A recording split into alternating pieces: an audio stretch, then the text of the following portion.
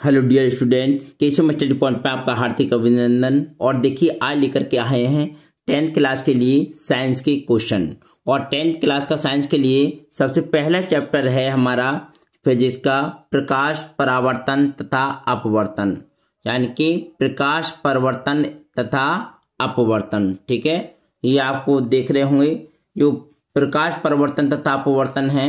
और ये जो है हम सभी बहुत अच्छे तरीके से इसको समझेंगे। देखिए इसको इंग्लिश में बोलेंगे लाइट रिफ्लेक्शन एंड रिफ्रेक्शन। ठीक, तो देखिए थ्योरी सेक्शन इसमें सबसे पहले बात करते हैं प्रकाश की। प्रकाश है क्या थी? देखिए प्रकाश एक प्रकार की ऊर्जा है। प्रकाश क्या है? अगर आपसे पूछा जाए प्रकाश क्या है, तो देखिए प्रकाश एक प्रकार की क्या है? ऊर्जा है, जिसकी सहायता से हम वस्तुओं को देख सकते हैं। जिसकी सहायता से क्या है? हम वस्तुओं को क्या कर सकते हैं? देख सकते हैं। ठीक है, तो ये प्रकाश है। देखिए किसी चीज को देखने के लिए क्या प्रकाश की जरूरत पड़ती है? तो प्रकाश क्या है? एक प्रकार की ऊर्जा होती है। क्या होती है? ऊर्जा होती है। इसी तरीके से देखिए हम यहाँ देखते हैं प्रकाश के गुण। प्रकाश के गुण क्या है ये हम देखते हैं। देखिए सबसे पहली बात है प्रकाश के गुण क्या है। अब हम बात करेंगे प्रकाश के गुण पर। किस पर बात करेंगे? प्रकाश के गुण पर। जो प्रकाश के गुण है वो आपको बताने हैं। तो देखिए सबसे पहला पॉइंट है इसमें कि प्रकाश जो है सीधी रेखा में गति करता है। प्रकाश किस में गति करता है? तो प्रकाश जो है सीधी रेखा में गति करता है। जैसे आप सीधा प्रकाश करेंगे तो सीधी गति में जाएगा। प्रकाश विद्युत चुंबकीय तरंगों के रूप में चलता है, यानी प्रकाश जो होता है वो विद्युत चुंबकीय तरंगों के रूप में चलता है।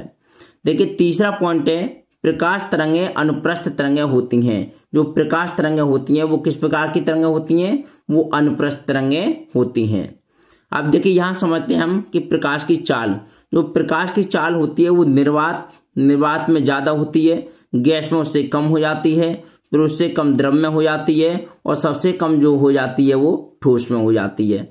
यानी कि कहने का मतलब है जो प्रकाश की चाल होती है निर्वात में, जहां वायु ना हो तो वहां पर बहुत तेज होती है, और जहां थोड़ी वायु हो तो उसकी गति धीमी हो जाती है, और जहां द्रव की बात होती है तो वहां पर और धीमी हो जाती है, और ठोस होता है तो वहां तो बहुत ही कम हो जाती है। तो यह है प्रकाश की चाल। अब उसके बाद हम बात करते हैं निर्वात से। निर्वात में प्रकाश की चाल सबसे ज्यादा तथा ठोसों में सबसे कम होती है। देखिए निर्वात में प्रकाश की चाल, जो निर्वात होते हैं जिसमें वायु का वेग नहीं होता है, वहां प्रकाश की चाल सबसे ज्यादा होती है। प्रकाश की चाल क्या होती है? सबसे ज्यादा होती है, क्योंकि रास्ता बिल्कुल साफ मिलता है। और जहां ठोस की बात होती है तो ठोसों में सबसे कम होती है। ठीक, अब देखिए अगला पॉइंट हमारा निर्वात में प्रकाश की चाल 3 × 10⁸ मीटर प्रति सेकेंड होती है। जो निर्वात जो होता है निर्वात में जो प्रकाश की चाल होती है 3 × 10⁸ मीटर प्रति सेकेंड होती है। ठीक है, 1 मीटर प्रति सेकेंड में जो है इतनी तेज प्रकाश चलता है। ठीक है, अब देखिए बात करते हम प्रकाश किरण की। अब किसकी बात करेंगे? हम प्रकाश किरण की बात करेंगे कि प्रकाश किरण क्या होती है। ठीक है, यानी कि ये हो गया हमारा दूसरा पॉइंट हो गया प्रकाश किरण, और पहला पॉइंट हो गया हमारा प्रकाश के गुण। अब देखिए प्रकाश किरण क्या होता है। किसी समांगी पारदर्शी के माध्यम में प्रकाश के गमन पथ को प्रकाश की किरण कहते हैं। इसे यानी कि इससे एरो से प्रदर्शित करते हैं। यानी किसी समांगी पारदर्शी माध्यम में जो प्रकाश के गमन पथ को जो है प्रकाश की किरण कहते हैं। आपको इतना याद करना है। इसके बाद में देखिए रिफ्लेक्शन ऑफ लाइट। इसके बाद देखते हैं हम रिफ्लेक्शन ऑफ लाइट देखते हैं, यानी प्रकाश का परावर्तन। क्या देखते हैं हम? प्रकाश का परावर्तन क्या होता है। तो देखिए प्रकाश का परावर्तन, तीसरा पॉइंट है हमारा प्रकाश का परावर्तन, यानी कि रिफ्लेक्शन ऑफ लाइट। यानी कि देखिए नोट, परावर्तन बराबर होता है टकराकर लौटना। परावर्तन का मतलब क्या है? परावर्तन बराबर टकराकर लौटना। यानी किसी के द्वारा, जैसे आपने देखा होगा किसी चीज में लाइट मारो और वही लाइट आपके ऊपर लौट करके आ जाती है, या किसी चीज के ऊपर लौट करके जाती है, उसको बोलते हैं परावर्तन। यानी प्रकाश का किसी चिकने पृष्ठ से टकराकर उसी माध्यम में वापस लौटने की जो घटना है उसको कहते हैं प्रकाश का परावर्तन। ठीक है, ये आपको याद रहना चाहिए। क्वेश्चन आता है कि प्रकाश का परावर्तन किसे कहते हैं। तो जैसे प्रकाश का किसी चिकने पृष्ठ से टकराकर किसी माध्यम में वापस लौटने की घटना क्या कहलाती है? प्रकाश का परावर्तन कहलाती है। जैसे कोई ज्यादा चमकीली चीज है जैसे प्योर स्टील का है, या किसी के ऊपर जब मारते हैं हम उसमें लाइट मारते हैं, जैसे आपने देखा होगा जिसमें हम चेहरा देखते हैं और उस शीशे पर उस मिरर में जो है हम क्या करते हैं उसमें प्रकाश मारें तो वो प्रकाश लौट करके वो दूसरी जगह जाता है और या फिर हमारे ऊपर वापस आ जाता है, तो उसी को कहते हैं हम प्रकाश का परावर्तन। उसी को क्या कहते हैं हम? प्रकाश का परावर्तन। और अब बात करते हैं हम दर्पण। क्या करते हैं? दर्पण यानी कि मिरर। इसका मतलब आदर्श यानी दर्पण वह युक्ति है जो अपने ऊपर पड़ने वाले प्रकाश का 100% परावर्तन कर देती है। देखिए अभी बताया था, यानी कि जो दर्पण वह युक्ति है जो अपने ऊपर पड़ने वाले प्रकाश का 100% परावर्तन कर देती है। यानी जितनी लाइट हम मारते हैं उतनी पूरी की पूरी जो वापस हो जाती है, जिसमें हम चेहरा देखते हैं, जो दर्पण जो मिरर होता है उसमें से पूरी लाइट हम पर क्या आ जाती है? वापस आ जाती है। अब देखिए बात आती है दर्पण कितने प्रकार के होते हैं। दर्पण कितने प्रकार के होते हैं तो मैं बता दूं आपको, जो दर्पण होते हैं वो होते हैं हमारे 2 प्रकार के। कितने प्रकार के होते हैं? दर्पण 2 प्रकार के होते हैं। सबसे पहला जो दर्पण होता है इसमें वो होता है समतल दर्पण। कौन सा होता है? समतल दर्पण। और दूसरा होता है गोलीय दर्पण। समतल दर्पण और गोलीय दर्पण। देखिए गोलीय दर्पण जो होता है वो गोलीय दर्पण भी 2 प्रकार के होते हैं। इसमें एक अवतल आ जाता है और एक उत्तल आ जाता है। अवतल और उत्तल से संबंधित जो है क्वेश्चन पेपर में जरूर आते हैं। समतल बिल्कुल समतल होता है और गोलीय दर्पण जो होता है वो गोलीय दर्पण अलग अलग तरीके के होते हैं, जिसमें अवतल लेंस और उत्तल लेंस जो कि चश्मे में देखने को मिलते हैं, जिसमें दूरदृष्टि और निकट दृष्टि दोनों में यूज करे जाते हैं। अब देखिए अब बात करते हैं हम समतल दर्पण का से परावर्तन कैसे होता है। देखिए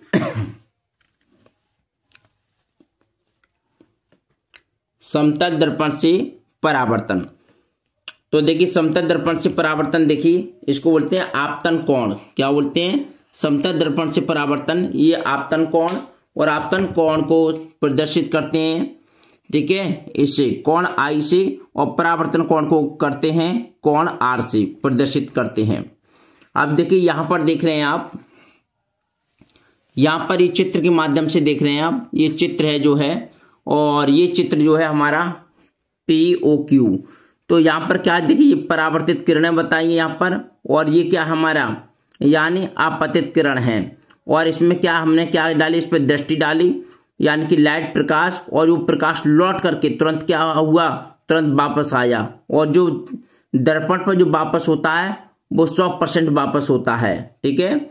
अब देखिए इसके बाद में देखते हैं हम समतल दर्पण में परावर्तन। तो देखिए परावर्तन के नियम, अब देखेंगे हम परावर्तन के नियम कौन कौन से होते हैं, ये अभी देखते हैं हम। देखिए परावर्तन के नियम यानी लॉज ऑफ रिफ्लेक्शन। तो देखिए सबसे पहले आपतन कोण, आपतन कोण इसको कोण आई बोलते हैं, और परावर्तन कोण इसको कोण आर के बराबर होता है। ये कोण आर के बराबर होता है। तो कोण आई बराबर कोण आर, यानी कि दोनों कोण होंगे, दोनों तरफ क्या होंगे? बराबर होंगे।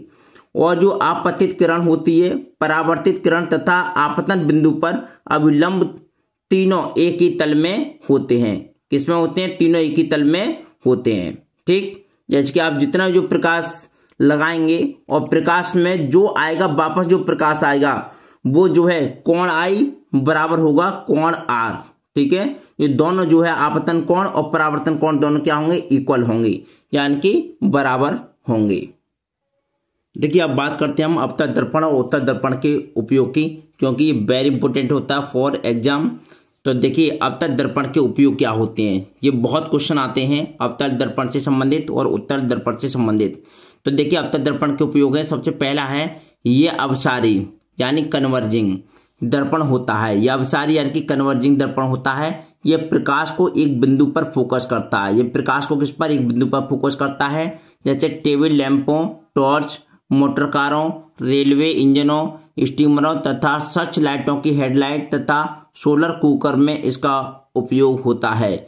इसको बोलते हैं अवतल लेंस, ठीक है। तो कभी कभी आता है कि मोटरसाइकिल में कौन सा लेंस युक्त होता है तो या फिर लैंपों में कौन सा, या टॉर्च में कौन सा, या टेबल में कौन सा, या रेलवे इंजनों में कौन सा, या स्टीमरों तथा सर्च लाइटों की, या किसी भी का भी नाम दे दे तो इनमें यूज होने वाले जो लेंस होता है वो होता है हमारा अवतल दर्पण। कौन सा होता है? अवतल दर्पण। ये वेरी इंपॉर्टेंट है फॉर एग्जाम।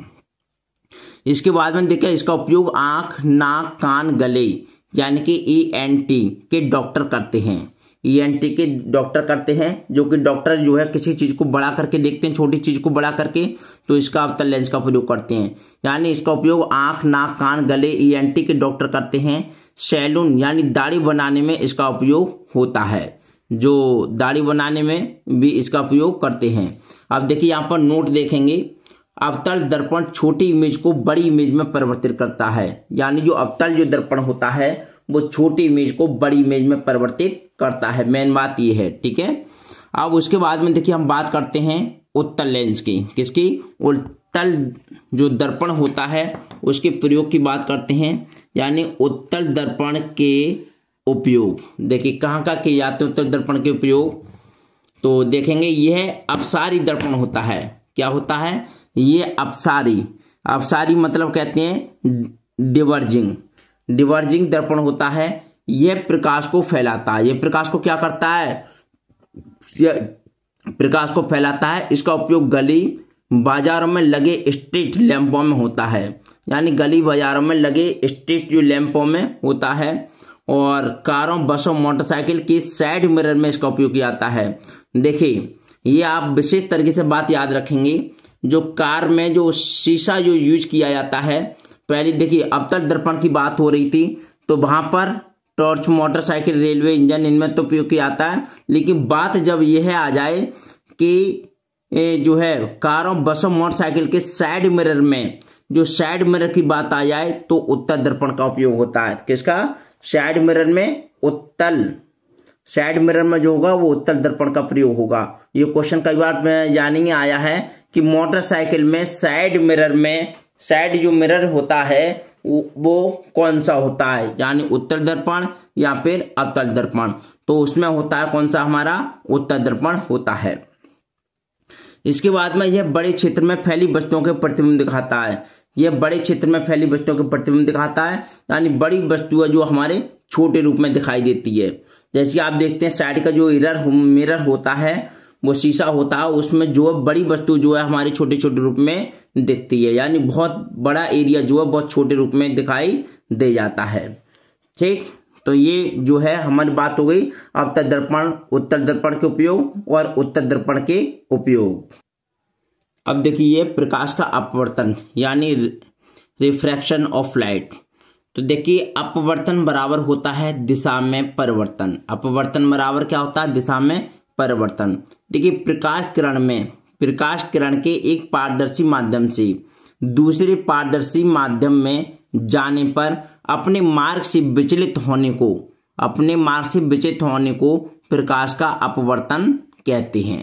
ठीक, जैसे कि यहाँ पर जो है, यहाँ पर प्रकाश, ये देखिए आप चित्र के माध्यम से, ये क्या है? आपतित किरण है। ये यहाँ से गई और यहाँ से इसने अपना रुख चेंज कर दिया, यहाँ से रुख अपना चेंज कर दिया, तो ये क्या हो गया? प्रकाश का अपवर्तन। इसी तरीके से यहाँ देखिए सेकंड में अपवर्तित किरण, हमने यहाँ से यहाँ प्रकाश डाला, यहाँ से मान के चलो ये टॉर्च हमारे पास कोई चीज है, यहाँ से यहाँ प्रकाश डाला और यहाँ से प्रकाश सीधा न जा करके क्या हो गया? अपवर्तित हो गया। अपवर्तित हो गया यानी कि ये बदल गया अपना रास्ता। तो यही क्या कहलाता है? हमारा अपवर्तन कहलाता है। क्या कहलाता है? अपवर्तन कहलाता है। अब देखिए उसके बाद में पढ़ते हैं हम अपवर्तन के नियम। अब ये हमारा अपवर्तन के नियम। तो देखिए प्रकाश के अपवर्तन के दो नियम है। प्रकाश के अपवर्तन के दो नियम में सबसे पहला जो है वो है आपतित किरण, अपवर्तित किरण तथा आपतन बिंदु पर अविलंब तीनों एक ही तल में होते हैं।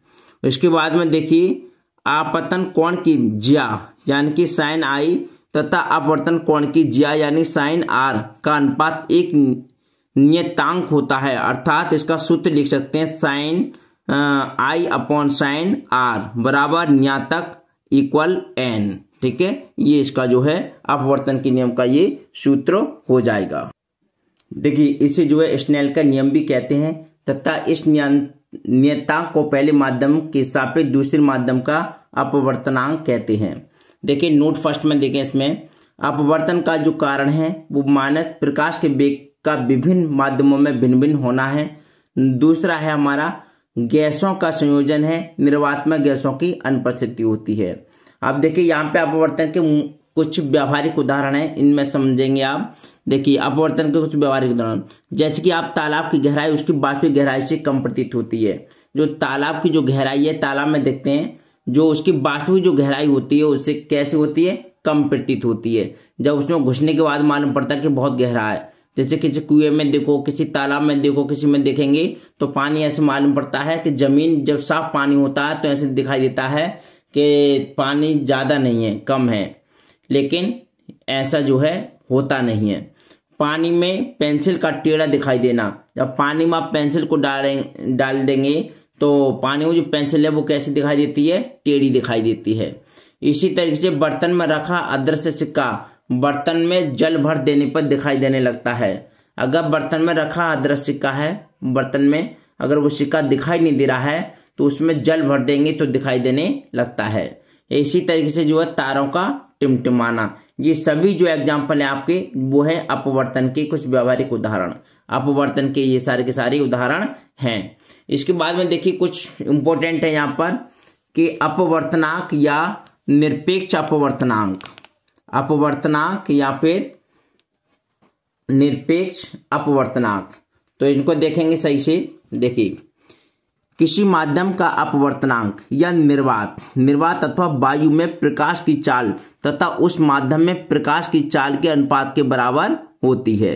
तो देखिए इसका सूत्र लिखते हैं, किसी माध्यम का अपवर्तनांक ज्ञात करने के लिए तो हम क्या करते हैं, निर्वात में प्रकाश की चाल बटे माध्यम यानी कि शीशे में प्रकाश की चाल, इसका मात्रक नहीं होता है। देखिए नोट फर्स्ट और नोट 2 और ये नोट 3 ये वेरी इंपॉर्टेंट है। तीनों जो है 4 पॉइंट है इसमें और चारों जो है वेरी वेरी वेरी इंपॉर्टेंट है।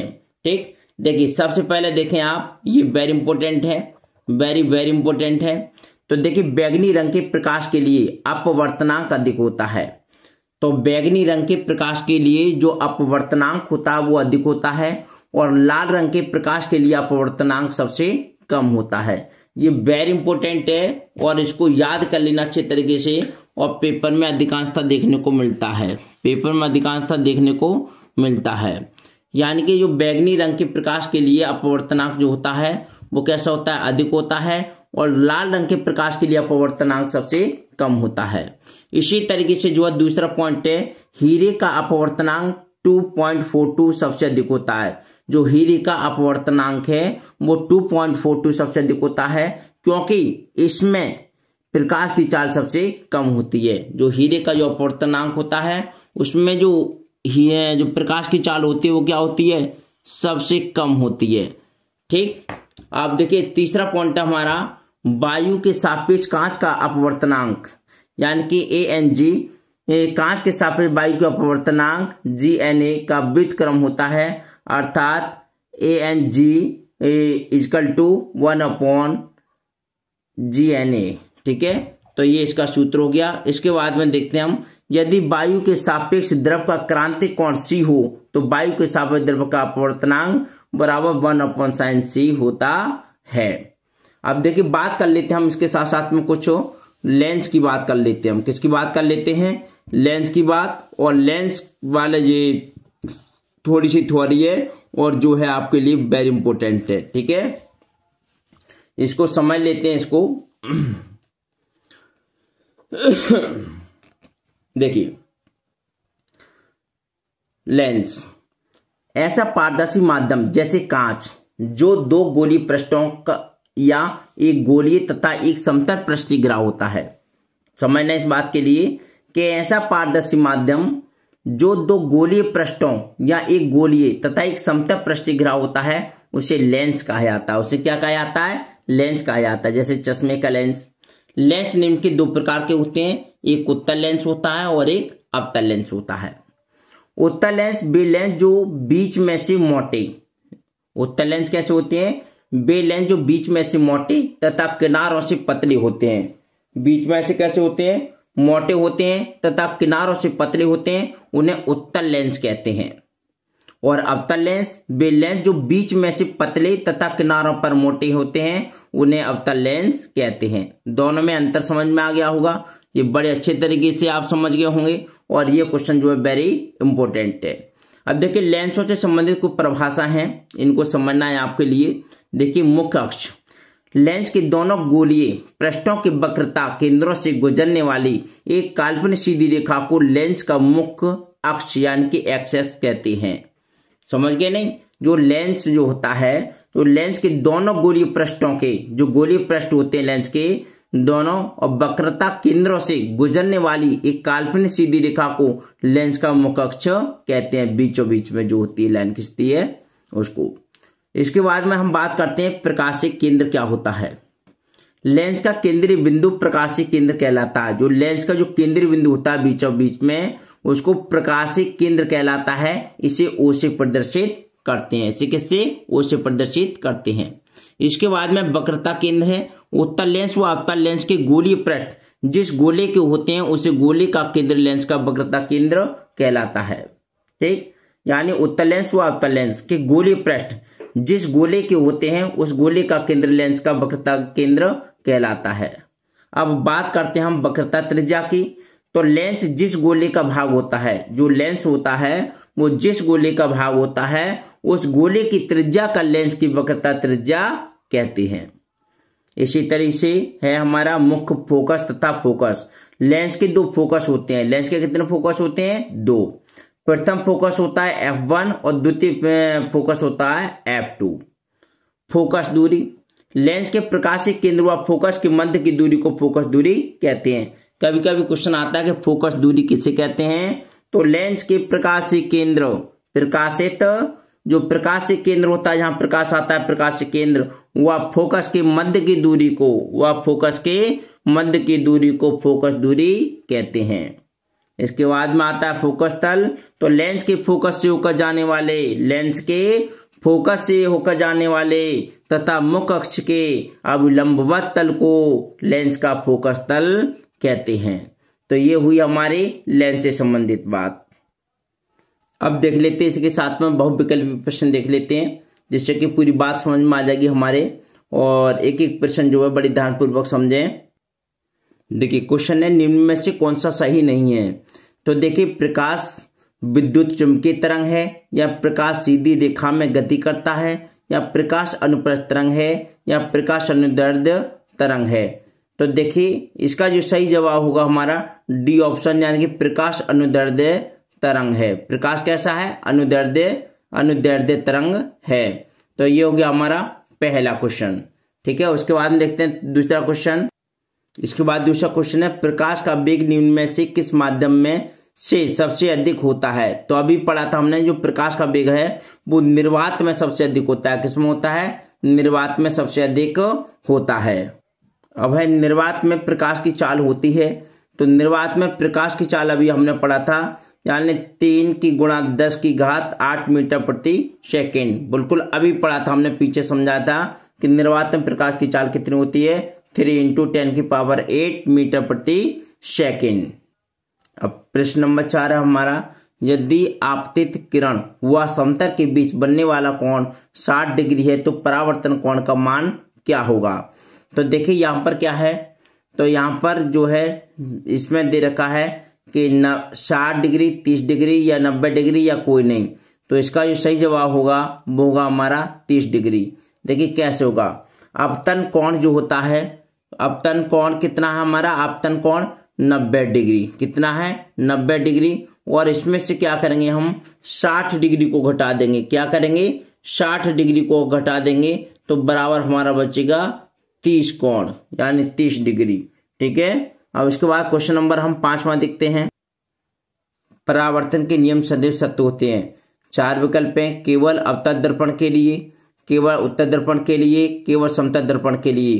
तो देखिए इसमें 4 विकल्प सही होंगे। जो परावर्तन के जो नियम हैं वो सदैव सत्य होते हैं, केवल अवतल दर्पण के लिए, केवल उत्तल दर्पण के लिए और समतल दर्पण के लिए। यानी परावर्तन के जो है सभी प्रकार के दर्पण के लिए ये बात सत्य होती है। अब क्वेश्चन नंबर 6 है, एक प्रकाश किरण अवतल दर्पण के वक्रता केंद्र से होते हुए दर्पण के पृष्ठ पर आपतित होती है तो परावर्तन कोण मान होगा। तो परावर्तन कोण होगा, देखिए जब एक प्रकाश किरण जो होती है वो अवतल दर्पण के वक्रता केंद्र से होते हुए दर्पण के पृष्ठ पर आपतित होती है तो परावर्तन जो कोण का मान होता है वो कितना होता है हमारा 0 डिग्री होता है। कितना होता है 0 डिग्री। ठीक, उसके पश्चात हमारा क्वेश्चन समतल दर्पण की फोकस दूरी होती है। तो देखिए समतल दर्पण की जो फोकस दूरी होती है वो अनंत होती है। ये क्वेश्चन बहुत बार आया है। जो समतल दर्पण की जो फोकस दूरी होती है वो कितनी होती है अनंत। उसके बाद में नेक्स्ट क्वेश्चन है कि समतल दर्पण द्वारा निर्मित प्रतिबिंब का आवर्धन होता है। तो समतल दर्पण द्वारा जो निर्मित प्रतिबिंब का आवर्धन जो होता है वो होता है 1। कितना होता है 1, यानी समतल दर्पण द्वारा निर्मित प्रतिबिंब का आवर्धन हमेशा 1 होता है। क्वेश्चन नंबर 9 है समतल दर्पण के सामने एक वस्तु दर्पण से 10 सेंटीमीटर की दूरी पर रखी गई है। कितने 10 सेंटीमीटर की दूरी पर रखी गई है। दर्पण से प्रतिबिंब की दूरी क्या होगी। तो देखिए 5 सेंटीमीटर, 10 सेंटीमीटर, 20 सेंटीमीटर या फिर 0 सेंटीमीटर, यानी सीधी सीधी बात है कितनी होगी 10 सेंटीमीटर होगी, क्योंकि जितनी दूर वस्तु उतनी दूर प्रतिबिंब होता है। जितनी दूर वस्तु होती है उतनी दूर क्या होता है प्रतिबिंब होता है। उसके बाद है फोकस दूरी यानी एफ एवं वक्रता त्रिज्या आर के बीच संबंध होता है। तो देखिए एफ, यहाँ पर एफ इक्वल आर, एफ बराबर 1/r या एफ बराबर r/2 या एफ बराबर 2r। तो इसका सही जवाब होगा हमारा सी, यानी कि एफ बराबर r/2, या फिर इसको कह सकते हैं r = 2f है, या फिर r = 2f हो जाएगा। इनके मल्टीप्लाई कर देंगे तब भी ये फॉर्मूला बन जाएगा। अब हमारा क्वेश्चन नंबर 11 है एक उत्तल दर्पण की फोकस दूरी कितनी है 12 सेंटीमीटर। तो दर्पण के उत्तल पृष्ठ की वक्रता त्रिज्या होगी तो कितनी होगी, यानी कि उसकी दूनी हो जाती है। कितनी हो जाती है दूनी, यानी कि उत्तल दर्पण की फोकस दूरी 12 सेंटीमीटर, तो दर्पण के उत्तल पृष्ठ की वक्रता त्रिज्या हो गई दूनी हो जाएगी, यानी कि 12 की हो जाएगी 24। कितनी हो जाएगी 24, यानी विकल्प नंबर हमारा हो जाएगा डी ऑप्शन। क्वेश्चन नंबर 12 है एक उत्तल दर्पण की फोकस दूरी 20 सेंटीमीटर है, उसकी वक्रता त्रिज्या होगी। तो देखिए इसमें से अगर एक उत्तल दर्पण की फोकस दूरी है 20 सेंटीमीटर तो उसकी वक्रता त्रिज्या क्या होगी, इसका दूना कर देंगे, यानी कि 20 दूनी 40, जो 40 सेंटीमीटर होगी। इसके बाद में देखिए हमारा है एक अवतल दर्पण की वक्रता त्रिज्या 20 सेंटीमीटर है। एक अवतल दर्पण की त्रिज्या वक्रता त्रिज्या कितनी है 20 सेंटीमीटर है। तो इसकी फोकस दूरी होगी, तो इसकी फोकस दूरी होगी 10 सेंटीमीटर। कितनी होगी हमारी, यानी कि -10 सेंटीमीटर इसकी फोकस दूरी होगी। इसके बाद में देखिए प्रश्न नंबर 14 है। प्रश्न नंबर 14 है, देखिए इनका सॉल्यूशन जो है बाद में बताऊंगा, क्योंकि ऑब्जेक्टिव जो है वो आप अभी से याद कर लीजिए, जो कि वेरी इंपॉर्टेंट क्वेश्चन है ये सभी। यानी कि एक गोलीय दर्पण के वक्रता केंद्र तथा ध्रुव के बीच की दूरी 20 सेंटीमीटर है। तो दर्पण के ध्रुव से फोकस की दूरी क्या होगी। तो देखिए फोकस की दूरी होगी 10 सेंटीमीटर। देखिए किस तरीके से होगी ये देख लेते हैं हम। देखिए इसका देखिए सॉल्यूशन है यहाँ पर नीचे। देखिए यहाँ देखेंगे आप, यहाँ देखिए दिया है वक्रता त्रिज्या कितनी r, त्रिज्या को r से प्रदर्शित करते हैं, r बराबर हो गया 20 सेंटीमीटर, और फोकस दूरी का सूत्र होता है r/2, यानी कि r/2 का मतलब होता है त्रिज्या का आधा। तो हमारी त्रिज्या कितनी थी इसमें से, यानी ध्रुव के बीच की दूरी जो थी, बीच की दूरी कितनी थी 20 सेंटीमीटर। तो ये क्या होगी हमारी त्रिज्या होगी r। तो 20 बटे कितना हो जाएगा 2, और 2 से 20 को काट देंगे तो कितना आएगा 10 सेंटीमीटर। इसलिए हमारा सही जवाब होगा क्वेश्चन नंबर 14 का बी ऑप्शन हमारा बिल्कुल ठीक होगा। उसके बाद में देखिए क्वेश्चन नंबर है हमारा 15। क्वेश्चन नंबर 15 में देखेंगे आप, देखिए किसी अवतल दर्पण द्वारा किसी अवतल दर्पण द्वारा वस्तु के आकार के बराबर वास्तविक तथा उल्टा प्रतिबिंब बनता है तो वस्तु की स्थिति होगी। तो वस्तु की स्थिति होगी, तो देखिए फोकस तथा वक्रता केंद्र के बीच, वक्रता केंद्र पर या वक्रता केंद्र के आगे। तो तो इसका जो सही जवाब होगा वो वक्रता केंद्र पर। कहाँ? वक्रता केंद्र पर जो है सी ऑप्शन बिल्कुल सही होगा। ठीक, उसके बाद में देखिए क्वेश्चन नंबर हम 16 में देखते हैं। क्वेश्चन नंबर हमारा 16 है। 16वां क्वेश्चन है कि किस दर्पण के सामने किसी वस्तु को रखने पर, किसी दर्पण यानी शीशा के सामने किसी वस्तु को रखने पर उसका प्रतिबिंब वास्तविक उल्टा हुआ आकार में कुछ छोटा बनेगा। तो उल्टा हुआ आकार में छोटा बनेगा, तो ये किस लेंस की पहचान है? तो ये बताना है आपको कि उत्तल, अवतल, समतल, इनमें से कोई नहीं। तो ये हमारी अवतल लेंस की, किसकी? अवतल लेंस। तो अवतल लेंस में ऐसा होता है, कोई चीज जो है उल्टा या फिर कुछ आकार में छोटा बनने लगता है, ये अवतल लेंस में ऐसा होता है। उसके बाद में देखिए हमारा 17वां क्वेश्चन है। हमारा 17वां क्वेश्चन है, तो देखिए अवतल दर्पण द्वारा किसी वस्तु का सीधा व बड़ा प्रतिबिंब बनाने के लिए उसे रखना होगा। तो देखिए कोई अवतल दर्पण द्वारा किसी वस्तु का सीधा व बड़ा प्रतिबिंब बनाने के लिए उसे रखना होगा। देखिए 24 में भी, 23 में भी, 22 में भी और 19 में भी ये क्वेश्चन आया है। तो इसमें सही जवाब बताना है। देखिए इसके बाद में देखिए 2 ऑप्शन अभी आगे हैं। सी है दर्पण की वक्रता केंद्र सी और उसकी फोकस दूरी एफ के बीच में, यहाँ पे दर्पण के ध्रुव पी और उसके फोकस बिंदु एफ के बीच में। तो देखिए इसका जो सही जवाब होगा वो दर्पण के ध्रुव यानी पी और उसके फोकस बिंदु एफ के बीच में होगा। ठीक है, इसके बाद में हमारा 18वां क्वेश्चन है। देखिए किसी दर्पण से आप चाहें जितनी यानी कितनी ही दूरी पर खड़े हों, आपका प्रतिबिंब सदैव सीधा प्रतीत होता है, तो उसको बताया गया है तो वह दर्पण होगा। तो वह दर्पण क्या होगा ये बताना है आपको। देखिए केवल समतल, केवल अवतल या केवल उत्तल या समतल तथा उत्तल।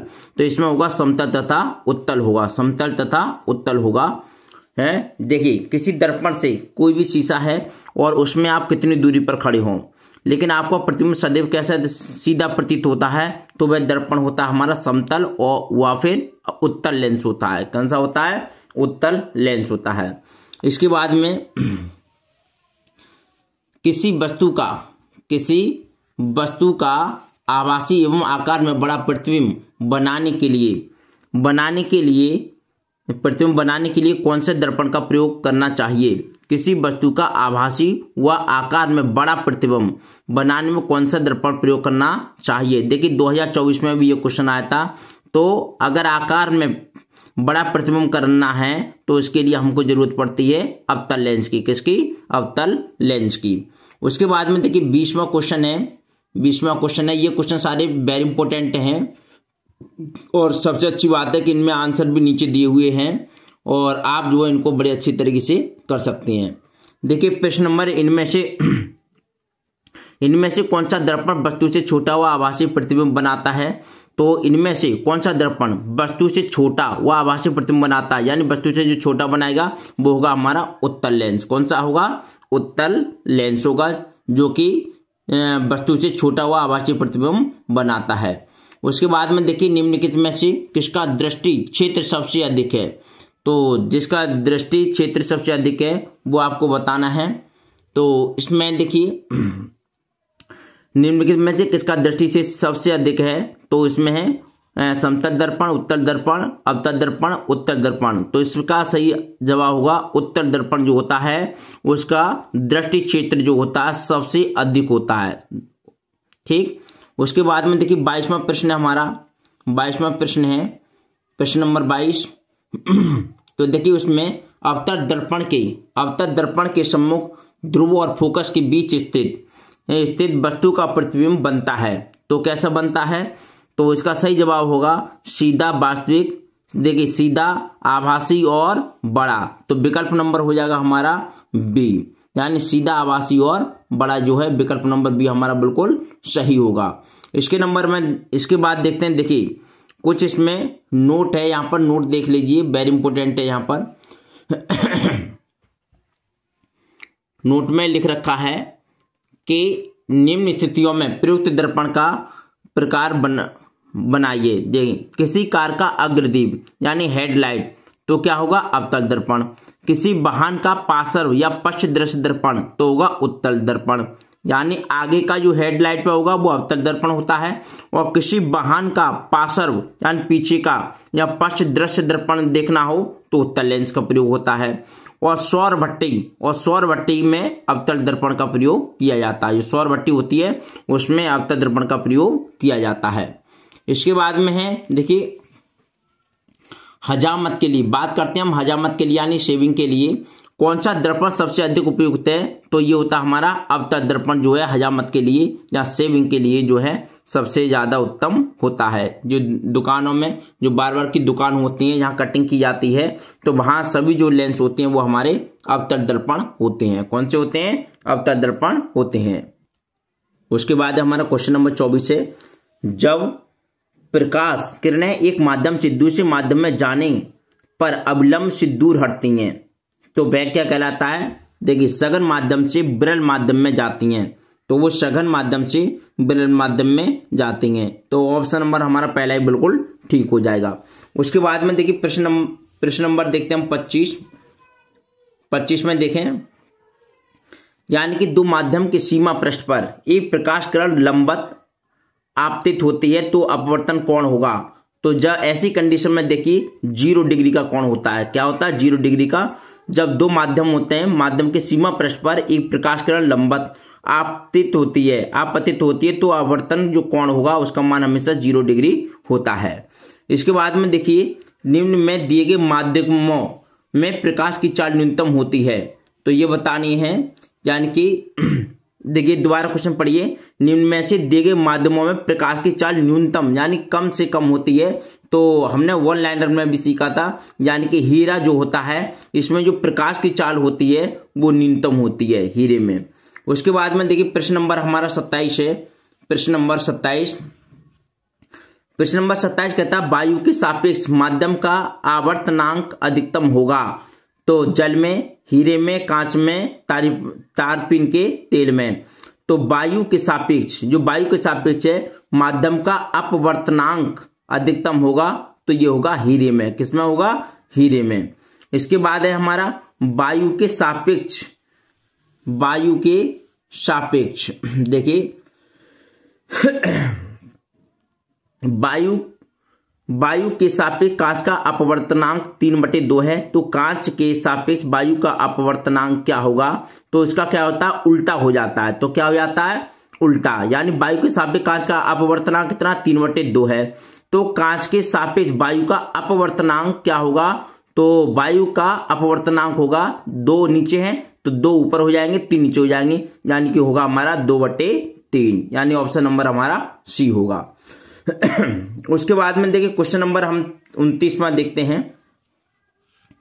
क्वेश्चन नंबर 29वां है हमारा, और जैसे वायु में प्रकाश की चाल 3 × 10⁸ मीटर प्रति सेकंड है, जबकि एक पदार्थ में इसकी चाल 1.5 × 10⁸ मीटर प्रति सेकंड हो जाती है तो पदार्थ का अपवर्तनांक है। तो अपवर्तनांक ज्ञात करना है उसका। तो देखिए इसका सूत्र होता है, देखिए हम सीधे उसमें सवाल में देख लेते हैं। देखिए सॉल्यूशन दे रखा है यहां पर। देखिए वायु के सापेक्ष पदार्थ का जो अपवर्तनांक होता है इसका सूत्र होता है वायु में प्रकाश की चाल। तो वायु में प्रकाश की चाल कितनी है हमारी? वायु में प्रकाश की चाल है 3 × 10⁸ मीटर प्रति सेकंड बटे माध्यम में प्रकाश की चाल। बटे क्या है? माध्यम में प्रकाश की चाल। तो देखिए वायु में प्रकाश की चाल कितनी है? 3 × 10⁸ बटे, और माध्यम में प्रकाश की चाल जो है वो देखिए 1.5 × 10⁸। अब इसको सॉल्व कर लेंगे हम, यानी 10⁸ और 10⁸ से ये कट जाएंगे दोनों, और यहाँ से 3 से 1.5 है यहाँ पर। तो अगर हम काटेंगे इसको, क्योंकि यहां से अगर पॉइंट हटाएंगे तो यहां बढ़ जाएगा 0, ऊपर क्या बढ़ जाएगा भाई? पॉइंट हटाने से ऊपर 0 बढ़ जाएगा, ऊपर 30 हो जाएंगे और नीचे 15 हो जाएंगे, तो 15 दूनी 30। तो हमारा कितना आंसर आ जाएगा? यानी 2 आंसर आ जाएगा। इसका मतलब हमारा विकल्प नंबर डी बिल्कुल सही हो जाएगा। ठीक है, ये समझ में आपके आ गया होगा।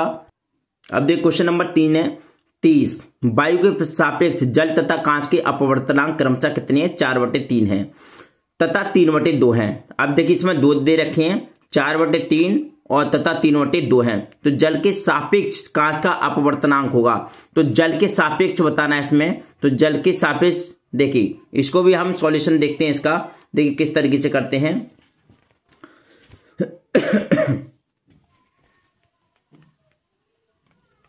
देखिए ये इसमें सॉल्यूशन इसका। देखिए वायु के सापेक्ष जल का अपवर्तनांक, जो वायु के सापेक्ष जल का अपवर्तनांक है, तो इसमें कितना देखा, 4/3। 4/3 दे रखा है प्रश्न में। फिर वायु के सापेक्ष कांच का जो अपवर्तनांक है वो कितना दे रखा है, 3/2। तो इसलिए जल के सापेक्ष कांच का अपवर्तनांक, जो जल के सापेक्ष कांच का अपवर्तनांक होगा, तो यहां पर क्या हो जाएगा, यहां पर जो हो जाएगा, यहां पर क्या है, WNG/ANW। तो यहां पर देखिए हमारा है क्या चीज, यहां पर ये 3/2 कितना है, 3/2 और भाग 4/3। अब इसको हम सॉल्व करना चाहें तो सॉल्व कर सकते हैं, नहीं तो यही हमारा आंसर हो जाएगा। सॉल्व करने के लिए क्या करते हैं, बीच में गुणा का चिन्ह कर देंगे और नीचे वाली चीज ऊपर पहुंच जाएगी, यानी हर ऊपर और अंश नीचे हो जाएंगे। तो इसको उस तरीके से भी हम हल कर सकते हैं। तो इसमें हल करके नहीं, इसमें डायरेक्ट हमारा दे रखा है, तो इसका हो जाएगा 3/2। 3/2 और भाग हो जाएगा 4/3। ठीक है, ये हो गया हमारा जल के सापेक्ष कांच का अपवर्तनांक, यानी ये। ठीक है, उसके बाद क्वेश्चन नंबर है हमारा 31। क्वेश्चन नंबर है हमारा 31।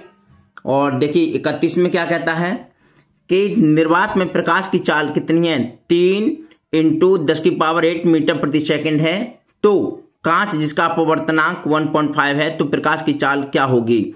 तो इसका सही जवाब होगा, देखिए 3 × 10⁸ मीटर, यानी यह है प्रकाश की चाल मीटर प्रति सेकंड। तो कांच जिसका अपवर्तनांक कितना है, 1.5 है, तो प्रकाश की चाल ज्ञात करनी है। तो प्रकाश की चाल ज्ञात करनी है, तो इसमें देखिए सीधा होगा इसमें, यानी कि हमारा क्या हो जाएगा, 2.0 × 10⁸ मीटर प्रति सेकंड हो जाएगा। ठीक है,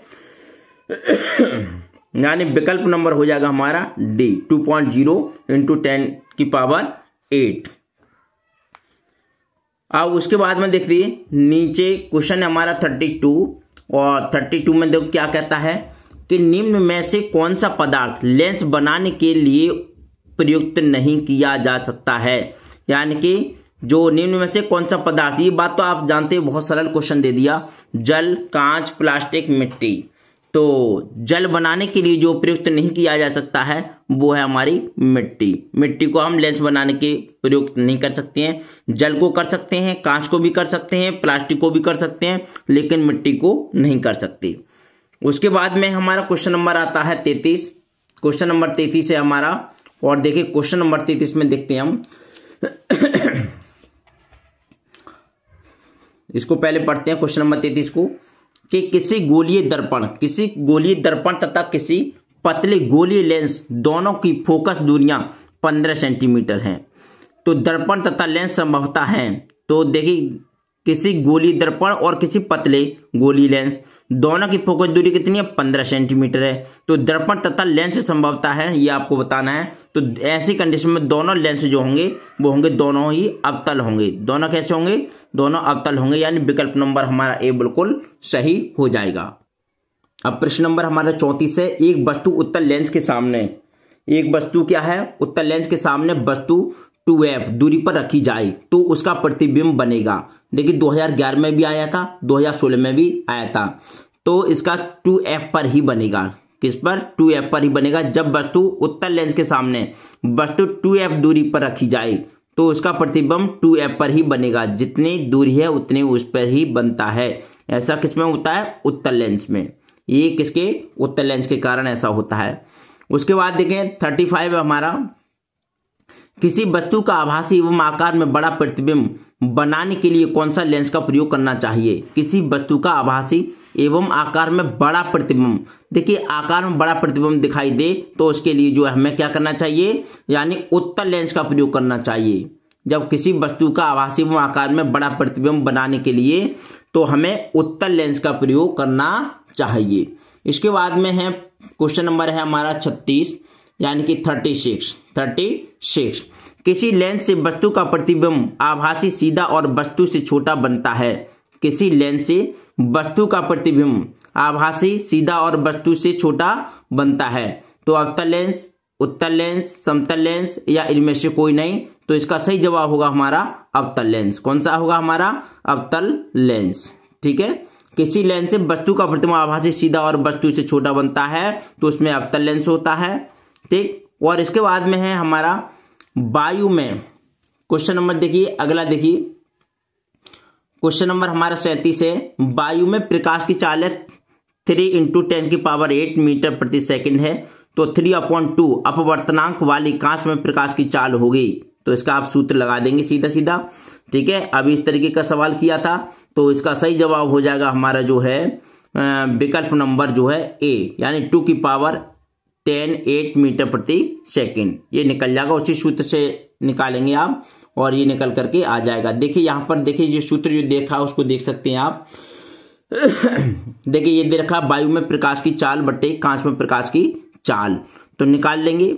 यहाँ पर जो मान जो दे रखा है वायु में प्रकाश की चाल 3 × 10⁸ है, और ये अपवर्तनांक 3/2 अपवर्तनांक वाली कांच में, तो ये अपवर्तनांक कांच का मान दे रखा 3/2, और इसमें वायु में प्रकाश की चाल हो गई 3 × 10⁸ मीटर प्रति सेकंड, और कांच में प्रकाश की चाल हमको ज्ञात करनी है। कांच में प्रकाश की चाल ज्ञात करनी है, तो देखिए सीधा सीधा कांच में जो चीज ज्ञात करते हैं उसको पहले लिख लेते हैं। तो पहले लिखने के बाद में तो ये क्या होगा हमारा, यानी 3 × 10⁸, और दो जो बट्टे में वो कहाँ पहुंच जाएगी? गुणा में, और ऊपर वाली चीज कहाँ जाएगी? बट्टे में आ जाएगी। तो ये बन गया हमारा 3 से 3 कट गया, 3 से 3 कट गया, तो हमारा क्या बचा? यहाँ पे बचा हमारा 10⁸ × 2। तो इसको इस तरीके से लिख सकते हैं 2 × 10⁸ मीटर प्रति सेकंड, यानी कि जिस पर घात वाला होता है, घातांक की जो अंक होता है उसको लास्ट में लिखते हैं। तो ये हो गया हमारा 36वां क्वेश्चन। अब देखिए ये 38वां क्वेश्चन हमारा, 36 के बाद 37, 37 से 38।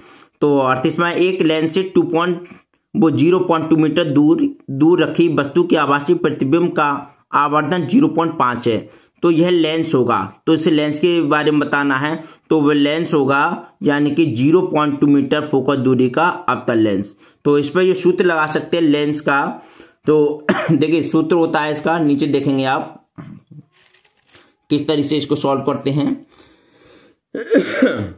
देखिए तो यहां पर देखिए आवर्धन m = v/u जो 0.5। अब इसमें कितना दे रखा है, यानी कि जो वेग दे रखा है।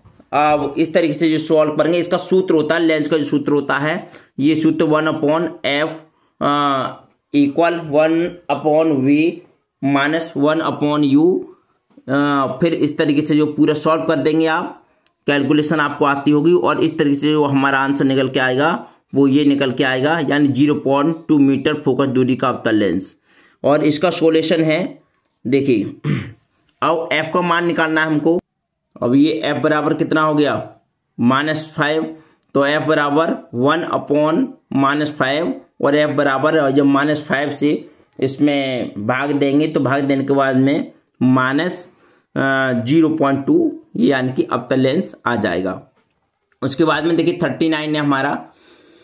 39, एक अभिसारी लेंस की फोकस दूरी 20 सेंटीमीटर है, इस लेंस की क्षमता क्या होगी? तो इस लेंस की जो क्षमता बतानी है आपको, तो देखिए इसमें लेंस की जो फोकस दूरी दे रखी है 20 सेंटीमीटर दे रखी है, और इसको जब आप सॉल्व करेंगे तो आंसर आएगा इसमें +5.0D, 5.0D, यानी कि विकल्प नंबर हमारा सी बिल्कुल सही होगा। उसके बाद में देखते हैं हमारा 40वां क्वेश्चन है हमारा। 40वां क्वेश्चन है, एक अवतल लेंस की फोकस दूरी, एक अवतल लेंस की फोकस दूरी 5 मीटर है, तो इसकी क्षमता होगी हमारी, ये हो जाएगी -0.2D। ठीक है, यानी अवतल लेंस की जो फोकस दूरी होती है वो f = -5 मीटर होती है। तो इसमें जो दे रखी है उसके अकॉर्डिंग बता रहा हूँ। और अवतल लेंस की क्षमता का सूत्र 1/, फोकस दूरी कर देते हैं, तो 1/, फोकस दूरी, यानी कि आंसर आएगा 0.2D आ जाएगा। जब एक के हम 0 यानी कि -5 से भाग देंगे तो वही आंसर आएगा आपका। उसके बाद में देखिए 41वां प्रश्न है हमारा। 41वां प्रश्न है, एक लेंस की क्षमता +1 डायोप्टर है तो इसकी फोकस दूरी हो गई, यानी उसकी फोकस दूरी होगी हमारे, यानी +1 मतलब = सेंटीमीटर, यानी कि 100 सेंटीमीटर। ठीक है, उसके बाद में एक लेंस की क्षमता, ये अगला क्वेश्चन है हमारा 42वां क्वेश्चन, यानी कि ये दे रखा है एक लेंस की क्षमता -25 डायोप्टर है, लेंस की फोकस दूरी तथा प्रकृति है, तो इसका सही जवाब होगा हमारा 40 सेंटीमीटर अवतल, 40 सेंटीमीटर अवतल। अब उसके बाद में क्वेश्चन नंबर 43वां क्वेश्चन है, किसी लेंस की क्षमता की इकाई होती है, तो किसी लेंस की क्षमता की जो इकाई होती है वो होती है प्रति मीटर। कितनी होती है? वो होती है प्रति मीटर। ठीक है, किसी लेंस की क्षमता की इकाई प्रति मीटर होती है। तो जो है मैं समझता हूँ कि सारे ऑब्जेक्ट जो है इस लेसन के सारे कंप्लीट हो गए हैं, और वो क्वेश्चन थे ये सभी जो है बोर्ड में आए हुए हैं और बोर्ड के लिए वेरी इंपॉर्टेंट है। तो प्लीज़ वीडियो को लाइक कीजिए, कमेंट कीजिए और शेयर कीजिए। Thank you so much for watching this video. नमस्कार।